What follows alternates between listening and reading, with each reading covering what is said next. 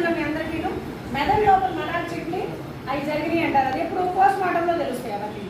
Haemorrhage, brain haemorrhages అర్థమైందా? మేము ఎక్కువ రిపోర్ట్స్ చదువుతున్నాం కాబట్టి అప్పుడు అర్థం అవుతుంది.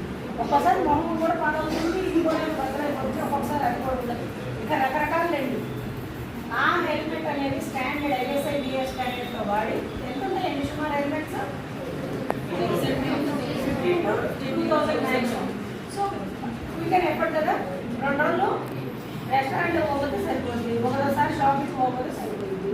మన జీవితం కంటే ఎక్కువ అది ఉంటే ఎన్నిసార్లు అయినా రెస్టారెంట్కి వెళ్ళొచ్చు, ఎన్నిసార్లు అయినా షాపింగ్కి వెళ్ళొచ్చు. అది గుర్తుపెట్టుకొని మన లైఫ్ మన కోసం అది అంటే వాటికి వెళ్ళినప్పుడే బయటకు వెళ్తారు కాబట్టి అది గుర్తుపెట్టుకొని మనం ఫ్యాషన్ ఉంటారనో, క్రాఫ్ట్ జరుగుతుందనో, లేకపోతే జుట్టు హెయిర్ స్టైల్ మారుతుందనో, బ్యూటీ పార్లర్లో కొత్తలు చేయించుకున్నాం కదండి, ఇది మళ్ళీ 2 గంటలే ఉంటుంది అసలే. అట్లా అనుకున్నప్పుడు సేఫ్గా క్యాబ్లోనో ఆటోలోనో జాగ్రత్తగా ఉండొచ్చు. అది సేఫ్గా వెళ్ళడం అనేది, సేఫ్ జర్నీ అనేది ఎప్పుడు మనం చేయాలి. ఇదనే కాదు